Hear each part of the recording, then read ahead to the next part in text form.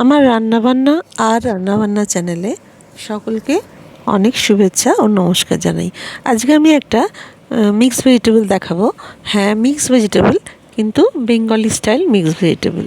দেখুন, এখানে আলু, বেগুন, কাঁকরোল, গাজর, বিট এবং পটল নিয়েছি। চাইলে আপনারা নিজেদের পছন্দ মতন সবজি এখানে অ্যাড করতে পারেন। একটু কুমড়ো আমি পরে অ্যাড করব। আর এখানে একটা সর্ষে পোস্ত মশলা করে নিচ্ছি।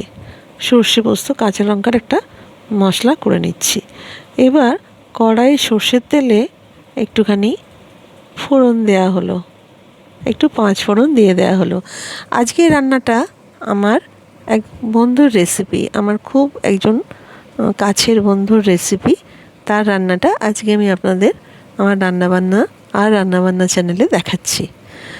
দেখে বলবেন কেমন লাগে, এবং রান্না করে খেয়ে দেখবেন যে কীরকম সুন্দর টেস্টটা হয়। আমার মিক্স ভেজিটেবল তো সবসময় শীতকালীন সবজি দিয়ে বা অনেক কিছু মশলা দিয়ে করে খাই। মিক্স ভেজিটেবল বলতে এটা একটা ইংরাজি নাম। তো সেই মিক্স ভেজিটেবলই আমাদের বাংলায় বলা হয় পাঁচমিশালি তরকারি।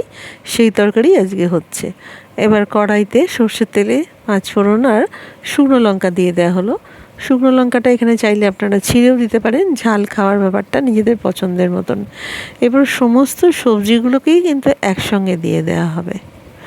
এই সবজিগুলো দেওয়ার পরে একদম আঁচটা মিডিয়াম রেখে এগুলোকে কষা হবে, এবং তেলের পরিমাণটা একটু দিলে ভালো হয়। খুব কম তেলেতেও রান্নাটা হবে, তবে যদি একটুখানি মুখরোচক খেতে চান তাহলে একটু সামান্য বেশি তেল দিলে খেতে বেশ ভালো লাগবে। এবার দেখুন, এইভাবে আস্তে আস্তে করে নাড়াচাড়া করে কিছুক্ষণ ধরে কষার পরে কিছুটা কুমড়ো দিয়ে দেওয়া হলো। কুমড়োটা এখানে আপনারা স্কিপ করতেও পারেন, দিতেও পারেন। কুমড়োটা দিলে বেশ খেতে ভালো লাগে। এইভাবে কিছুক্ষণ কষতে হবে, মিডিয়াম ফ্লেমের মধ্যে বেশ কিছুক্ষণ কষতে হবে। কষলে সবজিটার একটু টেস্টটা ভালো হয়। এবার একটু হলুদ দিয়ে দেওয়া হলো, হলুদ দিয়ে একটু নুন দিয়ে দেওয়া হলো, দিয়ে এবার একটু ভালো করে কষিয়ে নেওয়া হচ্ছে। এত সুন্দর একটা টেস্টি তরকারি, এটা কিন্তু রুটি ভাত দুটো দিয়েই খেতে খুব ভালো লাগে এই তরকারিটা। এবার কাঁচা লঙ্কা মধ্যিখান থেকে চিড়ে দিয়ে দেয়া হলো, মধ্যিখান থেকে কেটে দিয়ে দেওয়া হলো। বাটনাতে আপনারা এই কাঁচা লঙ্কাটা স্কিপ করে শুধু সর্ষে পোস্ত বেটে নিতে পারেন, ভালোই হবে সেটা খেতে। ঝালটা সম্পূর্ণ নিজের ব্যাপার। এখানে দেখুন, সর্ষে পোস্ত বাটা থেকে চায়ের চামচের 4 চামচের মতন বাটনা দেয়া হলো এই পরিমাণ তরকারিতে। এখন আঁচটা বা ফ্লেমটা কিন্তু লো টু মিডিয়ামের মধ্যেই রাখতে হবে। দেখে নিতে হবে তলায় যেন কষতে কষতে লেগে বা পুড়ে না যায়। এটা দারুণ স্বাদের, টেস্টি। আমি বেশিরভাগই সবই দারুণ বলি। আসলে আমার রান্না করতেও খুব ভালো লাগে, আর টেস্টগুলো যখন হয় তখন ভীষণই এক এক রকম অপূর্ব লাগে। তাই এই দারুণ কথাটা আমি খুব ব্যবহার করি। এবার কিছুক্ষণ কষার পরে আমরা দিয়ে দেবো জল। জলটা প্রয়োজন মতন দেবো, যাতে সেদ্ধ হয়ে যাবে এমন। একবারে খুব ভাসিয়ে জল দেব না, তাহলে ঝোল থেকে যাবে, সেক্ষেত্রে রান্নার টেস্টটা ভালো হবে না। দেখুন, এবার ফুটে উঠলে এটা কিছুক্ষণ ঢাকা দিয়ে কষিয়ে নিতে পারেন, এই সেদ্ধ করে নিতে পারেন। এখানে কিছু চিংড়ি মাছ এখানে অ্যাড করছি। এই চিংড়ি মাছগুলো একদম ছোট চিংড়ি মাছ, খোসা শুদ্ধ মিহি চিংড়ি মাছ। আপনারা চাইলে ছাড়ানো চিংড়ি মাছও অ্যাড করতে পারেন। আর এখানে আমরা প্রেশার কুকারের মধ্যে দিয়ে একটা স্টিম দিয়ে নিলাম, তাহলে তাড়াতাড়ি তরকারিটা সেদ্ধ হয়ে গেল। কড়াই করতে গেলে একটু টাইম লাগতো, চাইলে আপনারা একটু বেশি তেল দিয়ে কড়াতেও করতে পারেন। এবারে বাকি জলটুকু একটুখানি কমিয়ে নিতে হবে বা মেরে নিতে হবে। তো চিংড়ি মাছটা এই সময় অ্যাড করে নিলাম।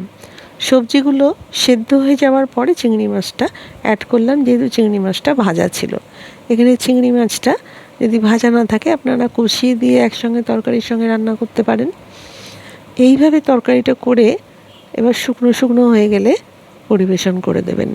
আর হ্যাঁ, এই নামাবার আগে একটুখানি চিনি দেওয়া হচ্ছে। যারা সামান্য মিষ্টি খেতে ভালোবাসেন, একটু সামান্য মিষ্টি স্বাদে ব্যালেন্স করার জন্য চিনিটা দেওয়া হলো।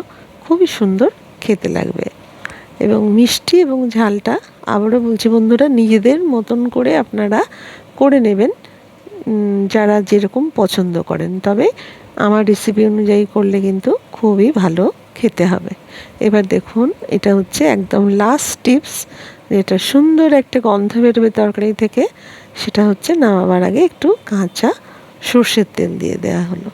এটা অপূর্ব সুন্দর গন্ধ এবং এই তরকারিটা দেখতেও খুব সুন্দর, যেহেতু বিভিন্ন রকমের সবজি রয়েছে। দেখুন খুব সুন্দর দেখতে লাগে, একদম গায়ে গায়ে মাখো মাখো হয়ে আছে। তাহলে কেমন লাগলো রেসিপিটা বন্ধুরা জানাবেন। ভালো লাগলে অবশ্যই আমার এই শখের রান্নাবান্না চ্যানেলটাকে লাইক শেয়ার সাবস্ক্রাইব করে বেল আইকনটা প্রেস করে দেবেন আর সঙ্গে থাকবেন। সবাই ভালো থাকবেন। আবার আসবো নতুন রান্না নিয়ে। নমস্কার।